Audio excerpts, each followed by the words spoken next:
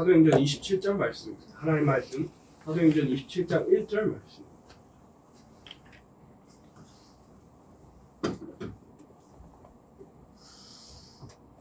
찾으셨으면 합독해 올려드리도록 하겠습니다. 우리의 백성으로 이달리아로 가는 작정되되 너희가 다른 자를 몇수라며 아부사도대의 백부장 율리오라는 사람에게 맡기니. 이 상황이 어떠한 상황인지는 아실 겁니다. 사도 바울이 그토록 가고 싶었던 로마에 마지막 사도 바울의 생애 마지막 전도 여행을 가는 상황이었습니다. 죄수의 신분으로 재판받기 위해서 가이사랴 황제 앞에서 재판받기 위해서 로마로 압송되는 과정을 사도행전 27장에서는 담고 있습니다. 그래서 1절에 우리가 읽은 대로 배 타고 이탈리아로 갈 일이 작정되며 바울과 다른 제수 몇 사람을 아고사도대 백부장 율리오란 사람에게 맡기니. 2절에 보니까 아시아 해변 각처로 가려 하는 아드라무떼로 배에 우리가 올라 행선할세 마게도냐의 데살로니가 사람 아리스다고도 함께하니라. 어떤 일인지는 모르겠지만 자신의 동역자였던 아리스다고도 함께 가게 되는 일이 있었습니다. 그래서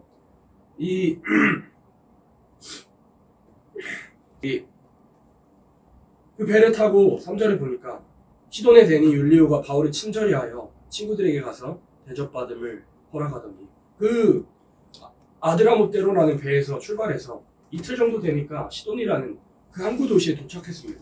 근데 이 율리오라는 백부장이 그 당시에 시돈이라는 곳에서 꽤 오랜 시간 머물렀어야 됐나 봅니다. 그래서 꽤 오랜 시간 머물러야 돼서 바울의 친절히 대해서 친구들에게 만나서 대접받음을 허락해야 되는 그 은혜를 입은 일도 있었습니다. 4절에 보니까 또 거기서 우리가 떠나가다가 바람의 거슬림을 피하여 구부로 해안을 의지하고 행선하여 길리기아와 밤빌리아 바다를 건너 루기아의 무라성을 이르러. 원래는 금방 갈 수 있었던 거리를 맞바람이 심하던 그러한 상황 때문에 무라성까지 가는 일에 어려움을 겪어서 간신히 무라성에 이르렀습니다. 율리오 입장에서는 백부장이었던 율리오 입장에서는 얼마나 마음이 급했겠습니까? 얼른 로마로 이송해야 되는데 이 당시에 바울만 탔던 것이 아니고 많은 죄수들이 탔습니다. 바울은 미결수 상황으로 아직 어떠한 죄도 성립을 받지 않는 상태로 탔지만 나머지 탔던 승선 인원들은 죄수들로서 사형 죄수들로서 원형 경기장 안에서 많은 사람들의 유의로서 비참하게 죽음을 맞이해야 할 그런 사람들을 책임지고 갔던 율리오의 상황이었습니다. 얼마나 마음이 급했겠습니까? 6절에 보니까 백부장이 이달리아로 가려 하는 알렉산드리아 배를 만나 우리를 오르게 하니 이 알렉산드리아 배는 어떤 배였냐면 애굽에 있는 곡물들을 우기는 그런 화물선이었습니다. 37절에 보니까 몇 명이 탔냐면 276명이 탔을 정도로 엄청나게 큰 화물선인 줄을 우리가 알 수가 있습니다. 7절에 보니까 배가 더디가 여러 날 만에 간신히 니도 맞은편에 이르러 풍세가 더 허락지 아니하므로 이 당시에도 더 풍세가 허락지 않는 바다 상황이 좋지 않았습니다. 살몬의 앞을 지나 그레데안을 의지하고 행선하여 간신히 그 연안에 지한 미앙이라는 곳에 이르니 라세아 성에 가깝더라. 결국 미앙이라는 섬에 이르렀습니다. 미앙이라는 섬에 이르러 간신히 구원을 얻은 그런 순간이었습니다. 그래서 율리오 입장에서는 아마 마음이 급했을 겁니다. 얼른 그 예정된 기간 동안 죄수들을 또한 바울을 이송해야 하는 그런 사명을 맡고 그런 임무를 맡은 율리오의 입장에선 얼마나 마음이 급했겠습니까? 그래서 9절로 10절에 보면 여러 날이 걸려 금식하는 절기 대속제일을 의미합니다. 9월에서 대속제일은 우리가 알 수 있듯이 양력으로 9월이잖아요. 근데 9월에서 3월은 돌풍이 심하게 부는 그러한 시기라고 부릅니다. 바다에서 돌풍이 심하게 부는 시기인 것을 알고 사도 바울은 이미 고린도전서 11장의 말씀대로 난파의 경험이 이미 있는 터라 사도 바울이 이렇게 강권합니다. 여러 날이 걸려 금식하는 절기가 이미 지났으므로 그러니까 행선하기가 어려운 그런 상황임을 사도 바울도 알았던 겁니다. 그래서 행선하기가 위태한지라 바울이 저희를 권하여 말하되 여러분이여 내가 보니 이번 행선이 화물과 배만 아니라 우리 생명에도 파격과 많은 손해가 있으리라 하되. 근데 11절 보니까 백부장이 선장과 선주의 말을 바울의 말보다 더 믿더라. 상황이 위태롭게 됩니다. 왜 그랬을까요? 미양보다는 12절을 보니까 베닉스라는 그런 항구가 과동하게 그러니까 겨울에 지내기에 더 좋은 항구였던가 봅니다.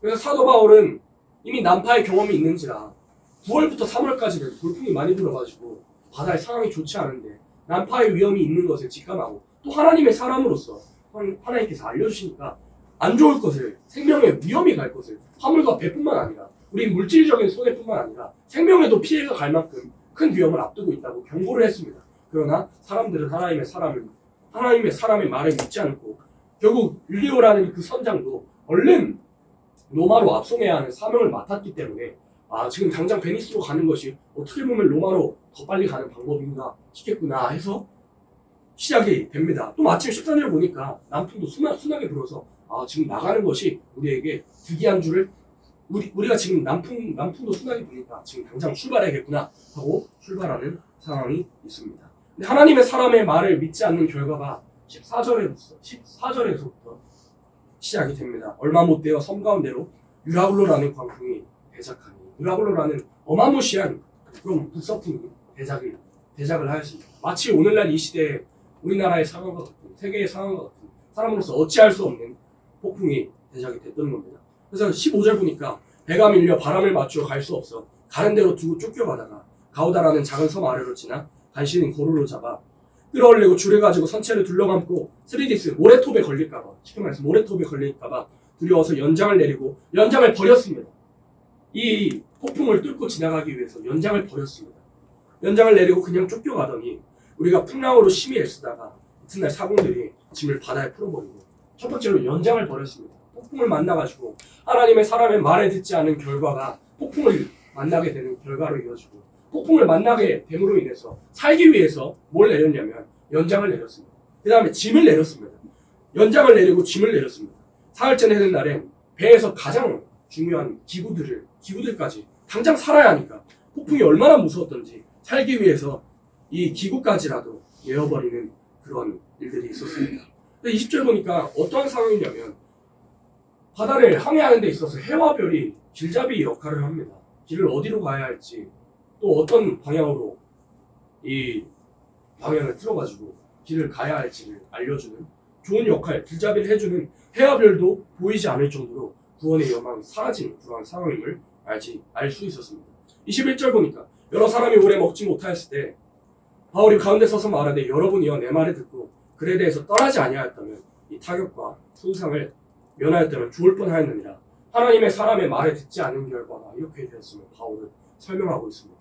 하나님의 사람 바울의 말을 들었더라면요, 이 미양이라는 곳에서 오래 머물렀더라면 이 폭풍을 만나지 않았을 겁니다. 9월부터 3월까지는 돌풍을 부는 그러한 시기에 난파의 경험이 있는 또 하나님의 사람이었던 하나님과 교통했던 그런 바울의 말을 들었더라면 이런 일을 당하지 않았을 텐데 하며 바울이 말하고 있습니다.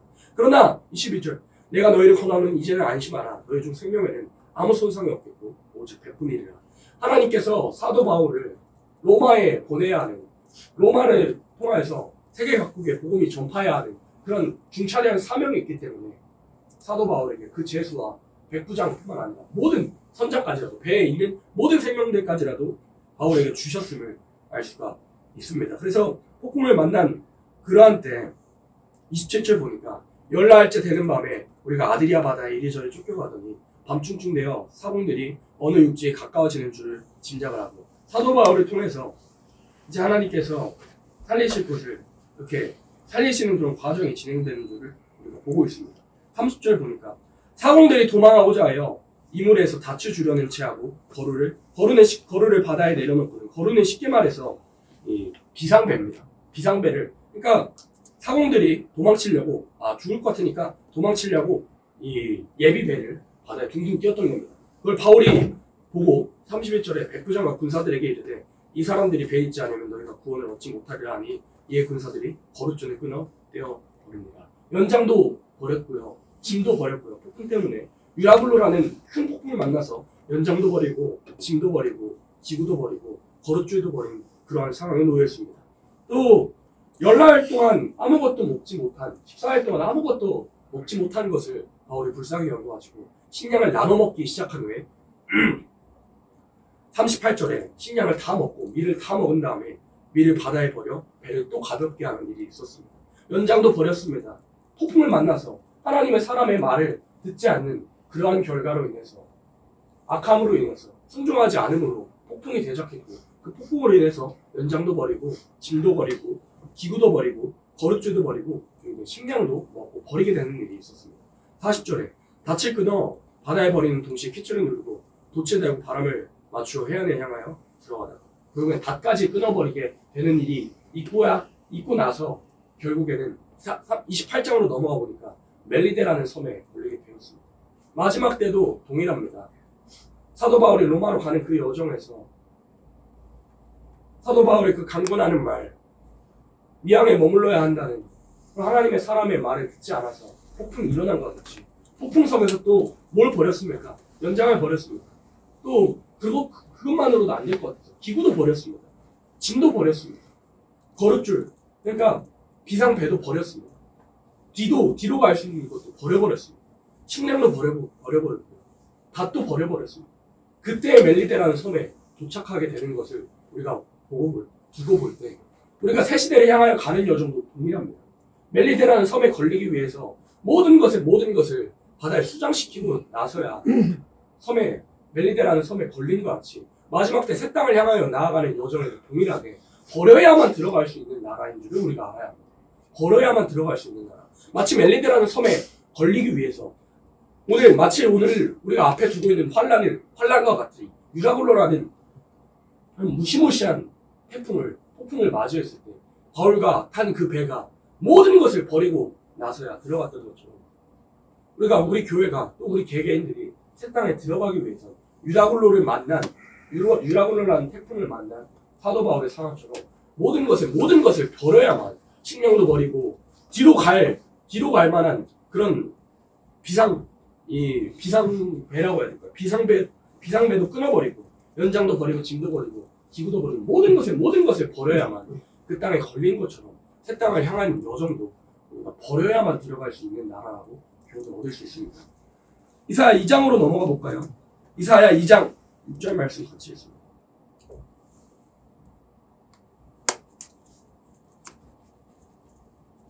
이사야 2장 6절 말씀 같이 읽습니다. 주께서 주의 백성 야곱 족속을 버리셨으면 그들에게 동방 풍속이 가득하며 그들이 블레셋 사람같이 술지게 되며 이방인과 더불어 술을 잡아 모욕하였습니다.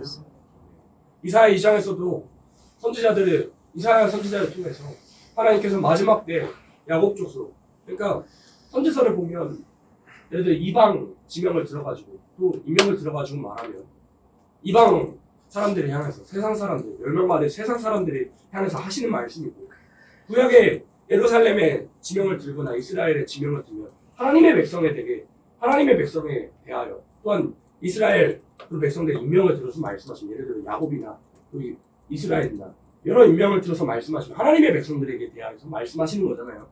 6절에 보니까 주께서 주의 백성 야곱 족속 오늘날 마지막 때 교회를 버리시겠다는 버리시는 그러한 이유를 설명하실 때 그들에게 동방풍속이 가득하며 그들이 블레셋 사람같이 술객이 되며 이방인으로 더불어 손에 잡아 언약하였습니다. 우리가 버리지 않으면 들어가지 못하는 나라인 줄 또 이사야 2장에서는 설명하고 있습니다. 하나님께서 하나님의 백성들을 버리시기로 작정하신 그러한 이유는 그들에게 동방풍속이 가득하였다고. 그러니까 주변 나라들이 풍속이 쉽게 말해서 세상 사람들이 살아가는 그러한 모습이잖아요. 세상 사람들이 살아가는 모습 그대로 하나님의 백성들이 그러한 모습으로 변해버렸다고. 구별되기를 원하시는 하나님. 대제사장의 이마에 무슨 패를 만들라고 하셨습니까? 여호와께 성결이라는 패를 만들기 원하시는 여호와께 성결이라는 패를 만들게 하셨고 하나님께서 내가 너희를 애굽 땅에서 건져낸 여호와라고 너희는 여호와께 성결하라고 내가 거룩한 같이 너희들도 거룩하기를 내가 원한다고 말씀하셨습니다만 거룩하기를 원하시는 하나님 순결을 지키기를 원하시는 하나님이었지만 마지막 때 구약 이스라엘 종말 때 하나님께서 살펴보시니까 하나님의 백성들의 모습에 동방풍속이 가득해서 세상 사람들이나 별반 다르지 않는 모습을 보였음을 우리가 알 수가 있습니다. 그래서 우리가 버려야 할 것 사도행전 27장에서는 연장도 버리고 기구도 버리고 짐도 버리고 닷도 끊어버리고 거룩죄도 끊어버려가지고 또 식량도 끊어버려가지고 결국은 멜리데에 도착했지만 우리가 지금 이 시대에 버려야 할 것이 무엇이냐면 마치 사도행전 27장에서 모든 것을 버릴 때에 비로소 새 땅에 도착한 것 같이 우리가 새 땅에 나아가기 위해서 먼저 무엇을 버려야 하냐면 내게 세상 풍속이 남아있지 않는가를 살펴보고 세상 풍속들을 도려내야 하는 겁니다. 그래야 새 땅에 들어갈 수가 있는 겁니다. 세상 풍속을 버려내야 하는 것, 세상 풍속을 버려내야 하는 것. 세상 사람, 우리가 모든 것, 예를 들어 말하는 것도 성경의 근거가 되어야 됩니다. 어제 본 말씀처럼 우리의 말하는 것도 하나님께서 기뻐하시는 말, 하나님께서 들으시면 기뻐하시는 말을 해야 합니다. 하나님께서 속상해 하시는 말, 듣기 싫어하시고 불편해 하시는 말, 하나님께서 들으시면 우리에게 재앙을 내리실 법한 그런 말들을 제해야 됩니다. 동방풍속이 다른 게 아닙니다. 세상 사람들이 살아가는 그러한 모습대로 세상 사람들이 말하는 대로 기독교인이 똑같이 말하고 기독교인으로서 하나님의 입술로 찬양해드리며 입술로 하나님을 영화롭게 해야 되는데 예를 들어 유행가를 부른다거나 하나님께서 창조하신 입술로 야고보서 3장에서는 한 입으로 찬양과 저주가 날 수가 있겠느냐고 말씀하셨지만 입으로 헛된 노래를 지절거리던 아모스 성경에서 말씀하신 것처럼 헛된 노래를 지절거린다거나 찬양해야 할 입술로 은혜로운 말만 해야 할 입술로 하나님을 영화롭게 해드리지 못한다거나 또한 우리의 먹는 것도 또한 우리의 입는 것도 예를 들어 집을 사는 그러한 과정도 우리의 옷 입는 습관들도 세상 사람들도 옷은 뭘 나타낸다 그럽니까? 사람의 마음가짐을 나타낸다 그럽니다. 우리 기독교인으로서 옷 입는 것도 집 사는 것도 또한 우리가 살아가는 모든 날 우리의 살아가는 모든 행동 가운데 모든 행동들이 성경에 근거되어야 하는데 성경에 근거되어야 되는데 나의 행동 또 나의 작은 말 또 옷 입는 것까지 또 집을 사는 또 소비 습관까지 내 지갑 사정까지 세상 사람들과 조금이라도 닮아 있다면 나는 하나님께 버림받을 사람입니다. 근데 그러한 것들을 버려야만 새 땅에 들어갈 수 있는 줄을 압니다. 바로 다음 장으로 넘어가 볼까요? 이사야 3장 16절로 26절 같이 읽습니다. 이사야 3장 16절로 26절 같이 읽습니다. 여호와께서 또 말씀하시되 시온의 딸들이 교만하고 내리고 정을 통하는 눈으로 다니며 악의 주거를 행하며 반론을 쟁쟁한 소리를 낸다 하십니다. 그러므로 주께서 시온의 딸들의 정신에 딱지럽게 하시며 여호와께서 그들의 악취를 드러나게 하시며 주께서 그날에 그들의 장식한 발목걸이와 머리의 망사와 반달 장식과 귀고리와 발목걸이와 연방과 화가망과 발목사슬과 띠와 해악과 호심과 지환과 꼬리와 예복과 거듭과 목도리와 손주머니와 손꼽과 세마포과 월수문과 노을이 지하시니 그때 썩은 냄새가 향을 내시나 노끈이 띠를 내시나 대머리가 습관을 내시나 붉은 배옷이 화려한 옷을 내시나 자자는 조에 오늘 대신할 것이고 너희 장자는 칼을 너희 형사는 전란을 말할 것이고 그 성문을 시원하게 할 것이고 시온을 말하여 하나님께서 16절로 26절을 통해서 이스라엘 백성들이 어떤 것을 책망하시냐면 자신을 단장하는 것을 그렇게 책망하셨습니다. 야곱이 베델로 올라갈 때 무엇을 버렸습니까? 단장품을 제하여 버렸습니다. 마치 야곱이 베델로 올라간 것 같이 사도 바울이 메네데라는 섬에 걸린 것 같이 버려야 합니다. 근데 또 무엇을 버려야 하냐면 동방풍습과 더불어서 혹시 내가 삶을 살아가면서 물질 향락에 도취되어 나를 단장하고 나를 채우는 일, 나를 영화롭게 하는 일에 나는 걸리는 것이 없는지 살펴보아야 하는 겁니다. 나를 영화롭게 하는 일에 내가 걸리는 것이 하나라도 있다면 나는 유라굴로와 같은 이 역사적인 그런 사실에서 유라굴로라는 태풍이 대적할 때 모든 것을 버려서 그 배는 알렉산드리아 배는 구원을 얻었지만 그러한 상황이 앞으로 더 무서운 혼란한 바다와 같은 그러한 세상이 앞으로 진행될 때 혼란의 바람이 시작이 될 때 또 혼란이 정말 무섭게 임하는 때 나는 버리지 못한다면 나를 단장하는 것, 나를 사치스럽게 하고 나를 영화롭게 하는 것, 나를 기쁘게 하는 것들을 버리지 아니하면 단장품을 제하지 아니하면 하나님께 마지막에 버림받는 줄 이렇게 16절로 26절을 통해서 말씀하신 겁니다. 16절에 여호와께서 또 말씀하시되 시온의 딸들이 교만하여 느린 목 정을 통하는 눈으로 다니며 악의죽거래 행하며 악의죽거래 행한다는 것이 쉽게 말해서 뭐냐면 이 여인이 남성에게 그런 매력을 어필하기 위해서 악에대 걸리는 것처럼 아장아장 걷는 것 악의죽거래 행한다 그런 거예요. 그래서 하나님께로만 아름다운 모습을 보여야 할 시온의 딸들의 모습이 어떻게 되었냐면 사람들에게 보이기 위해서 또 인생을 의지하는 모습을 보인다고 16절에 책망하시기도 한 겁니다. 남성에게 어필하기 위해서 악의죽거려 애기처럼 아장아장 걷는 것을 하나님께서 비유로 드셔가지고 너희들의 모습이 이렇게 변해버렸다. 내게만 아름다워야 할 시온의 모습들이, 하나님의 백성들의 모습들이 나를 단장하는 데 바쁘고, 하나님 앞에 아름다운 모습들로 우리 목사님께서 언급하셨지만 사람이 회개해야 아름다워지고, 사람이 하나님 앞에 예수님 잘 섬길 때 아름다워지는 거예요. 오늘날 성인들이 정말 일입니다. 중국에서도 그렇고 여러 각국에서도 그렇고 우리나라 수도 서울의 강남으로 모였습니다. 성형하기 위해서 얼굴 뜯어 고치려고. 그렇게 하나님의 백성 기독교인들까지라도 잘 가르쳐주지 않으니까, 죄라는 것을 설명하고 있지 않으니까, 로마서 말씀에서는 믿음으로 하지 아니하면 모든 것이 죄라고 하십니다. 하나님 기쁘시게 하지 않고 나를 채우려고 하는 모든 것이 죄인데, 사실은 그걸 잘 가르쳐주지 않으니까 성형을 한다거나 자기 자신의 단정하게. 이 16절뿐만 아니라 17절로 또 26절을 보니까 조목조목 살펴보니까 주께서 그날에 그들의 장식한 발목걸이와 머리에 망사와 반대 장식과 귀걸이와 팔목걸이와 면막과 화관과 발목사슬, 띠와 향악과 호신과 지향과 코걸이와 예복과 겉옷과 목도리와 손주머니와 손걸과 세마포과 머리수건과 너무 제하시리. 다 이 살펴보니까 23절까지 살펴보니까 다 자기 자신을 단장하는 것으로 채워줬더라.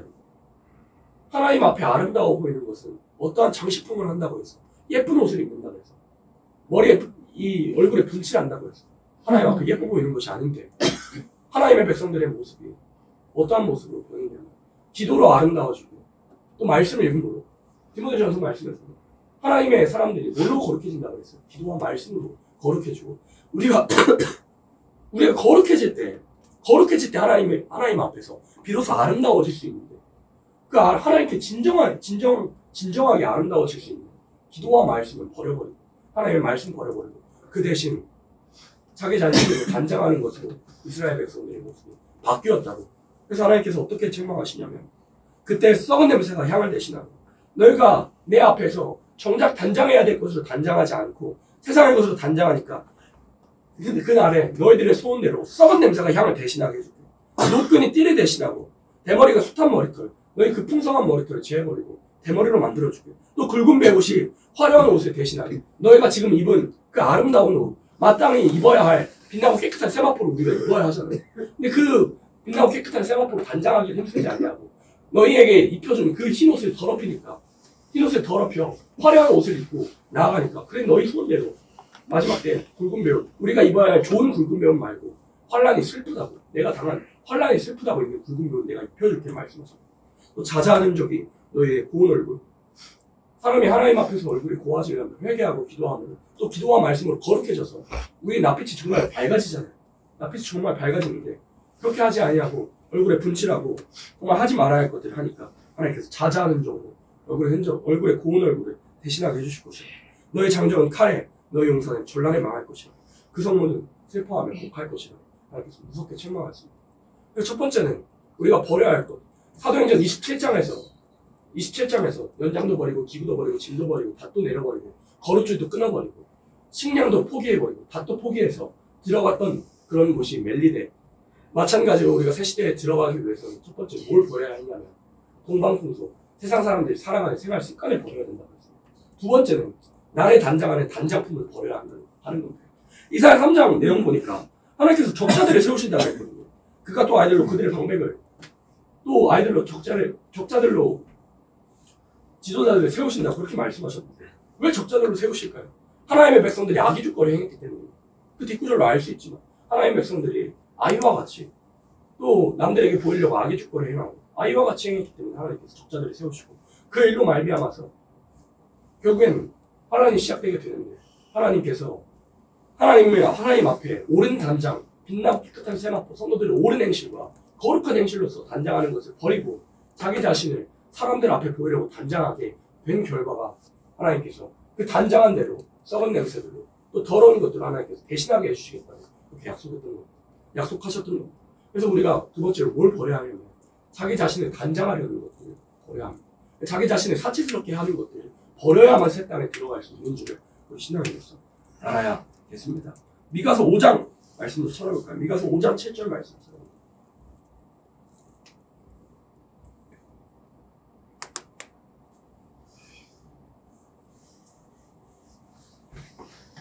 이것은 5장 7절 말씀 같이 읽습니다.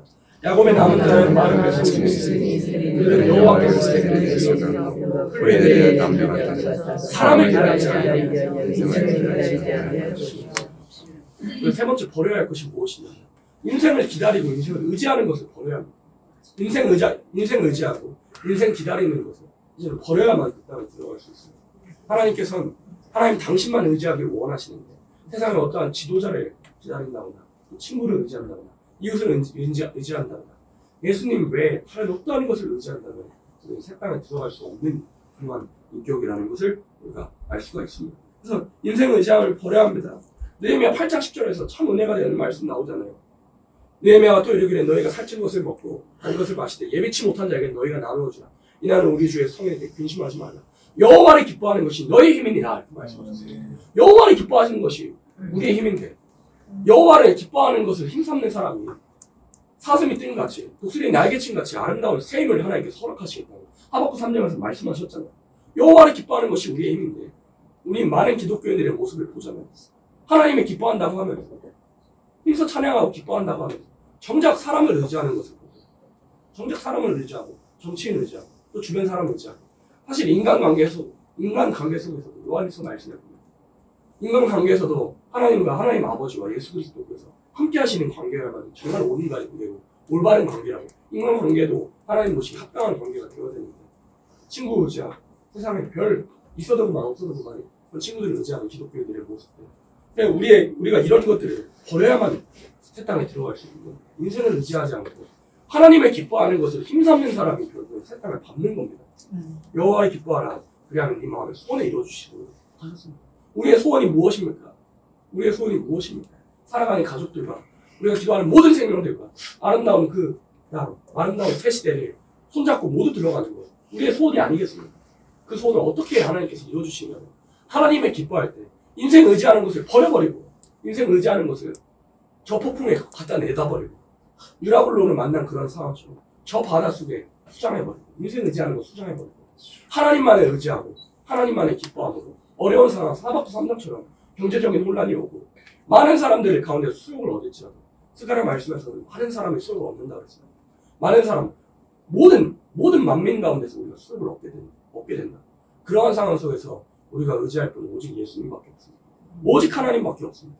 그렇게 하나님을 의지하고 하나님을 앙망하고 하나님을 기뻐하는 사람이 되면 우리는 샘을 허락하시겠지만 우리가 인생을 의지하고 어떠한 다른 것을 의지하고 나아간다면 그것으로 걸리게 되어 우리가 환난에 빠지게 될 것입니다. 또 우리가 은금 의지하는 것을 버려야 합니다. 은금 의지하는 걸 버려야 됩니다. 이사야 2장으로 다시 넘어갈까요?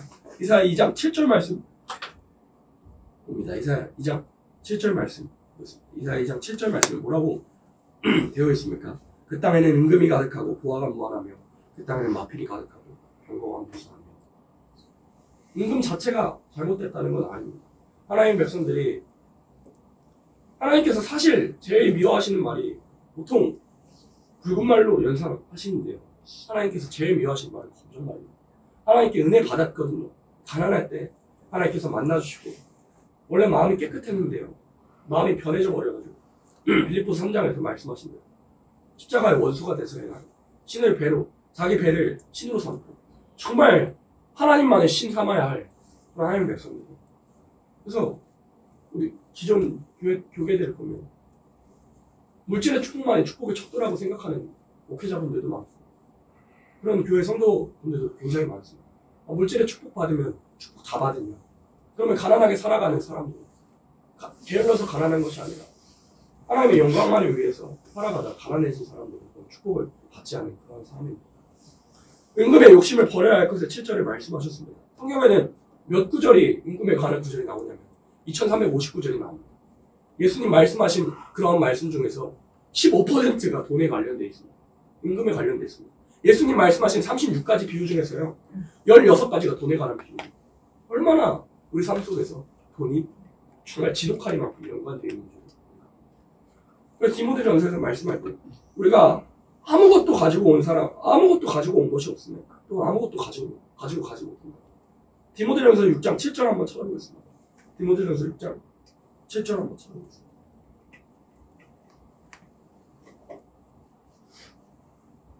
디모데전서 6장 7절로 8절 같이 보십니다. 우리가 세상에 아무것도 가지고 온 것이 없으며 또한 아무것도 가지고 가지 못하니 우리가 먹을 것과 입을 것이 있으니 족한 줄로 알 것이다. 우리가 은금에 대한 욕심을 왜 버려야 하느냐. 우리가 아무것도 가지고 온 것이 없으면 그 땅에 아무것도 가지 못한다고 했습니다.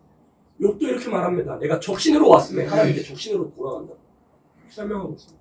우리가 아무것도 가지고 온 것이 없습니다. 그래서 목사님 자주 언급하시고 후에는 주머니가 없다고 그러잖아요. 아무것도 가지 못하니까. 그래서 우리가 먹을 것과 입을 것이 있은 줄 족한 줄로 알 것입니다. 9절을 보니까 부활에 하는 자들은 시험과 올무와 여러 가지 어리석고 해로운 정욕에 떨어지나니 곧 사람으로 침륜과 멸망에 빠지게 하는 것이라. 10절도 합독해볼까요? 돈을 사랑하면 이만하게 뿌리가 되나니 이것을 사모하는 자들이 미움을 받아 하나님 사랑한다 했던 사람들도 돈 때문에는 무너져가지고 그 생활의 염려 때문에 무너져서 돈 때문에 자기 마음이 어두워지고 죄 짓고 다니는 것이 사모와 연관이 되어 있냐면 돈과 연관이 되어 있습니다. 얼마나 우리 있는 데 가운데서 먹고 살아가는 문제가 지독하게 연관되어 있습니다. 예수님 말씀하신 말씀 중에서 15%라는 비율을 차지했어요. 돈에 관한 문제가. 예수님 비유 중에서 36가지 비유를 하셨거든요. 그 비유 중에서 16가지가 돈에 관한 문제. 돈에 관한 비유를 하셨어요. 얼마나 우리 삶 속에서 돈과 인간의 관계가 지독하게 엮여 있는 거죠. 그래서 이 돈에 관한 욕심, 세상에서 안락해 보려는 그런 욕심들을 버려야만 그 땅에 우리가 들어갈 수 있는 거예요. 먹을 것과 입을 것이 있으면 족한 줄로 알 것이니라 하셨어요. 그래서 내가 이 세상에서 잘 살아보고자 하는 욕심, 또 흥해보고자 하는 욕심, 또 편하게 살아보고자 하는 그러한 임금에 관한 욕심을 버려버려야만 그 땅에 들어갈 수 있는 겁니다. 또 다시 2장으로 넘어와서 8절 말씀. 그 땅에는 우상도 가득하므로 그들이 자기 손으로 짓고 자기 손가락으로 만든 것을 공경하며. 우리가 첫 시간에 정말 잘 배웠습니다. 우상을 버려야 합니다. 애굽의 우상들 하나님께서 멸하시겠다고 그랬잖아요. 우상을 버려야 됩니다. 우상 섬기는 자, 우상 있는 자 하나님 나라 들어가지 못하는 겁니다. 우상은 쉽게 말해서 탐심이라고 골로새 3장 5절 탐심이라. 야고보서 말씀에서 욕심이 잉태한 줄 죄를 갖고 죄가 장성한 줄 뭘 이룬다고 그랬습니다. 사망에 이르게 된다. 사람이 죽게 되는 이유가 욕심 때문이었습니다. 하나님께서 천지 만물을 창조하시고 에덴 동산에 사람을 지어 만드셨는데 하나님께서 먹을 것 다 풍족하게 채우셨는데 그 하와의 욕심이 먹을 것 다 챙겨주셨는데 그 욕심 때문에 사람이 결국 사망으로 치닫게 되었습니다. 그래서 우리가 우상을 버려야만 그 나라, 그 땅에 들어갈 수가 있는 것을 알 수 있습니다. 선지자들에게 하신 복음과 같이 이룬다고 했는데 선지서를 알아야 우리가 예언의 말씀을 읽고 지킬 수 있는데 선지서를 한마디로 욕하면 우상 좀 버려라 이렇게 요약이 되잖아요. 한마디로 욕하면 제발 우상 좀 버려라 요약하거든요. 우상 좀 버려라. 예언의 말씀을 읽고 듣고 지키는 거예요. 한마디로 어떻게 보면 간단히 요약하면 우상 버리는 게 예언의 말씀을 읽고 듣고 지키는 겁니다. 내 안에 예레미야서 말씀에서 말씀하십니다. 너희 우상의 가짓수가 유다의 성읍과 같다 말씀하십니다. 우리 한국교회가 5만이 넘죠. 교회가 5만이 넘습니다. 저 블록 나가서 또 오른쪽 블록 가면 십자가가 넘치도록 불빛이 보입니다. 그 교회들의 가짓수만큼 우리의 우상들이 넘쳐난다고 하나님께서 실망하시고 있습니다. 우리의 마음속에서 일어나는 우상, 하나님 외에 더 의지하는 모든 것들을 버려야만 새 땅에 들어갈 수 있는지를 또 우리가 알아야 합니다. 그래서 이런 모든 것들을 버려야만 우리가 새 땅에 들어갈 수 있는데 창세기 35장 또 찾아봅니다. 창세기 35장 1절로 4절 같이 있습니다. 창세기 35장 1절로 4절 같이 있습니다. 하나님이 야곱에게 이르시되 일어나 베델로 올라가서 거기 거하며 네가 내 형 에서의 낯을 피하여 도망하던 때에 네게 나타났다. 하나님께 거기서 다녔다 하시니 야곱이 이에 자기 집 사람과 자기와 함께한 모든 자에게 이르되 너희 중에 인간이 자신의 종교를 하고 우리가 일어나 베델로 올라가자. 나의 환난을 내게 응답하시고 나의 가난을 내가 함께하시고 하나님께 내가 거기서 하늘 쌓았다. 그들이 자기 손에 있는 모든 이방 신상과 자기에게 있는 고리를 야곱에게 주는지 야곱은 그것들을 세상에 상승하고 하나님께 약속했던 그런 야곱이 베델에서 약속했던 그 약속을 잊어버리고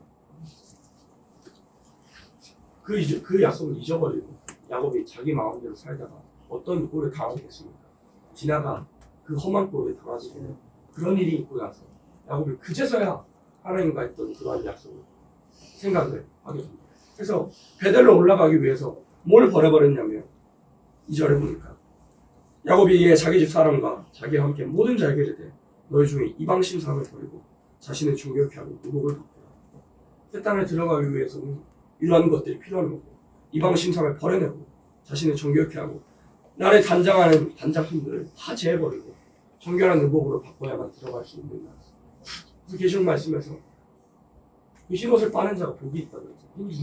흰 두루마기는 흰옷이고 빠는 자가 복이 있다고 했는데 우리가 정결한 의복을 입기 위해서는 베델로 가기 마치 야곱이 베델로 올라가기 위해서 정결한 의복을 입은 같이 우리가 새 땅에 들어가기 위해서 정결한 의복을 입는 것이 무엇이겠습니까? 흰 두루마기를 빠는 자는 복이 있다고. 쉽게 말해서 세탁하는 거. 우리 세탁하는 방법이 무엇이 있겠습니까? 하나님 앞에 내 자신을 세탁하는 거, 깨끗게 하는 거. 회개로서 내 안에 들어있는 우상들과 이미 수없이 차고 넘친 세상 사람들의 말투와 그런 언어의 습관과 그런 나의 모든 행실들을 회개로서 지워버리고 깨끗게 해버리고 베델로 나아가야만 깨끗게 해서 베델로 나아갔던 야곱처럼 우리도 우리 자신을 단장하는 단장품을 버리고 우상을 버리고 흰 두루마기를 빠진 자가 복이 있다고 하신 말씀과 같이 우리에게 이미 입혀주신 흰옷을 잘 간수하고 회개로서 잘 빨아서 하나님 앞에 섰을 때 예수님 앞에 섰을 때 그제서야 예수님을 맞이할 수가 있게 됩니다. 그래서 빛나고 깨끗한 세마포로서 성도들의 옳은 행실로서 우리 자기 자신을 단장해야 합니다. 그래서 이사야 1장 19절로 20절 말씀 읽고 마치겠습니다. 이사야 1장 19절로 20절 말씀 따라서 읽고 마치겠습니다. 이사야 1장 19절로 20절 같이 읽습니다. 너희가 즐겨 순종하면 땅에 아름다운 소산을 볼 것이고 너희가 거절할 배반하면 땅에 상주리라. 여호와의 말씀이니라. 사도행전 27장에서 새 땅으로 나아가기 위해서 멜리데라는 섬에 걸치기 위해서 그 유라굴로라는 폭풍을 대적했을 때, 폭풍을 만났을 때 짐도 버리고 기구도 버리고 연장도 버리고 거룩줄도 끊어버리고 붓도 내려버리고 밀도 먹고 버려버리고 다 우리 항해할 때 필요한 모든 것을 내가 항해할 때 필요하다고 한 모든 내 생각들과 모든 것들을 버려버릴 때 멜리데라는 섬에 걸친 것처럼 새 땅으로 향해 나아가는 우리의 여정, 새 시대로 향하여 나아가는 여정에서 우리가 버려야 합니다. 동방풍습을 버려야 합니다. 나를 단장하는 것들, 나를 영화롭게 하고자 했던 것들을 버려야 합니다. 또 인생 의지하는 것을 버리고 하나님을 기쁘시게 하는 생활을 해야 합니다. 또 우상을 버려야 합니다. 또 우리의 모든 것들을 버려내고 우리가 어떤 것을 취해야 되냐면 야곱이 베델로 올라갔을 때 정결한 의복을 입은 같이 여기 흰 두루마기를 빠른 생활이었어요. 또한 빛나고 깨끗한 세마포 성도들의 옳은 행실로서 우리를 단장할 때 모든 것을 버리고 하나님께서 원하시는 것들로 단장할 때 하나님 나라 들어갈 수가 있는 겁니다. 그래서 19절로 20절에 너희가 즐겨 순종하면 땅의 아름다운 소산을 먹을 것이요. 우리가 이미 부패하는 것을 인정하는 것이 선지서의 그런 핵심입니다. 우리가 이미 부패하고 이미 더러워졌지만 18절에 여호와께서 말씀하시되 오라 우리가 서로 변론하자. 너희 죄가 주홍 같을지라도 눈과 치어질 것이요 진홍같이 붉을지라도 양털같이 되리라 하신 것처럼 우리가 이미 더러워진 것이 사실이지만 더러워진 것들을 그냥 내버려두지 않냐. 야곱이 단장품을 제하고 더러운 것들을 제하여 버린 것처럼 우리가 하나님께로 나아가 고치시는 성령님의 은혜의 보좌 앞으로 나아가 회개함으로 우리의 의복을 빠른 생활로서 회개하고 순종하고 버려내는 생활을 하게 되면 19절에 땅의 아름다운 소산 그 시대의 아름다운 축복을 허락하시겠다는 겁니다. 우리가 버리는 생활로서 하나님이 기쁘시게 합니다. 사도행전 27장의 상황과 같이 모든 것을 버려버리고 새 땅으로 나아가기 위해서 거치는 것들을 버려버리면 아름다운 소산을 먹게 될 것이고 20절에 거절하여 배반하면 칼에 삼키리라. 여호와의 입의 말씀입니다. 그래서 사도행전 27장과 여러 말씀들을 통해서 사도 바울이 마치 멜리데라는 섬에 걸치게 되기 위해서 그 가는 여정에서 폭풍을 만났을 때 모든 것을 다 내어버린 것처럼 새 땅으로 나아가는 우리들의 힘찬 여정 속에서 환란의 앞에 둔 상황에서 마치 유라굴로라는 그런 태풍처럼 앞에 무서운 사람의 힘으로 어찌 감당할 수 없는 환란의 앞에 둔 우리들의 상황 어떤 모습을 보여야 하면 다 버려낼 것처럼 단장품도 제해버리고 우상도 제해버리고 내 생각 제해버리고 또 인생 의지함 또 여러 가지 모든 것들을 제하여 버릴 때 버려버릴 때 멜리데에 걸쳐진 것 같이 우리를 새 땅으로 인도하시겠다는 것이 하나님의 언약의 말씀인 것을 우리가 기억하고 우리가 하나님 앞에 걸리는 것, 거치는 것 모두 다 제일 버리는 우리들이 되기를 예수님의 이름으로 축복합니다. 아멘.